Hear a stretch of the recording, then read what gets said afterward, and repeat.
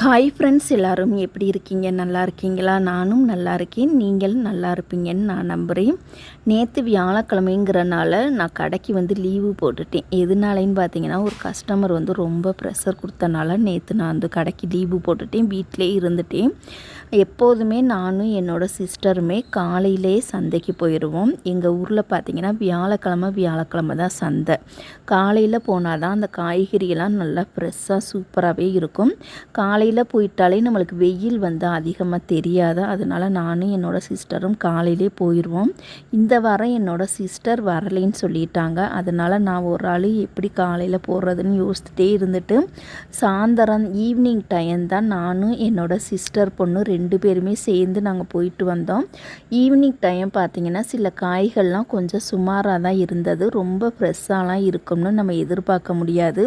சுமாராக இருக்கக்கூடிய காய்கறிகள் வாங்கிட்டு அதுக்கப்புறமா காளான் வாங்கலாம்னு நினச்சிட்டு போயிருந்தோம். ஆனால் சந்தையில் பார்த்திங்கன்னா காலை டைம்லேயே அந்த காளான் தீந்துரும். ஈவினிங் டைம் இருக்காது. காய் வாங்கிட்டு ரிட்டன் வரும்போது ஒரு பாத்திர கடைக்கு நாங்கள் போயிட்டோம். அங்கே போயிட்டு ஃப்ளாஸ்க்கு ஒன்று நான் ரேட்டு கேட்டு பார்த்தேன்.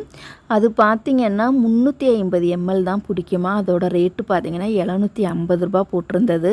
அப்புறம் நானே அந்த கடைக்காரர்கள்ட்ட சொல்லியிருந்தேன், அமேசான்லேயே நான் ஆர்டர் பண்ணியிருக்கேன். ஒரு வேளை இங்கே ரேட்டு கம்மியாக இருந்தது அப்படின்னா அதை க்ளோஸ் பண்ணிவிட்டு இதை வாங்கிக்கலாம்னு நினச்சி தான் நான் வந்தேன். ஆனால் உங்களுக்கு 350 ml நீங்கள் 750 ரூபா சொல்கிறீங்க, எனக்கு வேணாம் அப்படின்னு சொல்லிட்டு நாங்கள் பார்த்துட்டோம். அப்படியே வந்துட்டோம். அப்படியே வந்ததுக்கப்புறமா ஜவுளி கடைக்கு போயிருந்தோம். அங்கே இன்றைக்கி ஓணம் ஃபெஸ்டிவல் கொண்டாடுறதுக்காக நானும் என்னோட சிஸ்டர் பொண்ணு 2 பேருமே கேரளா காட்டன் சேரீ எடுத்திருந்தோம். அங்கே பார்த்தீங்கன்னா பிளெயின் சேரீயே 2 சேரீ தான் இருந்தது.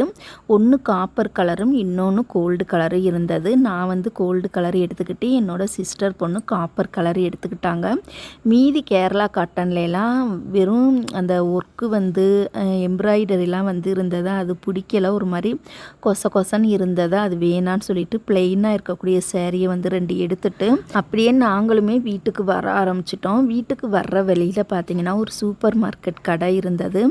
அங்கே போயிட்டு காளான், பால் பாக்கெட்டு, தயிர் பாக்கெட்டு இதெல்லாம் எல்லாமே வாங்கிட்டு இருந்தோம். காளான் பார்த்திங்கன்னா ஒரு 4 பாக்ஸ் மட்டும்தான் இருந்தது. நான் எது நல்லா இருக்குன்னு பார்க்குறதுக்காக இப்படி ஒவ்வொரு பாக்ஸாக எடுத்து பார்த்துட்டு இருந்தேன். அந்த கடையில் வேலை பார்த்த பையன் சொல்லியிருந்தான், நாளையுமே கூட எடுத்துக்கங்க அப்படின்னு சொல்லியிருந்தான். 4எல்லாம் வேணாம், 1 மட்டும் போதும் அப்படின்னு நான் சொல்லியிருந்தேன்.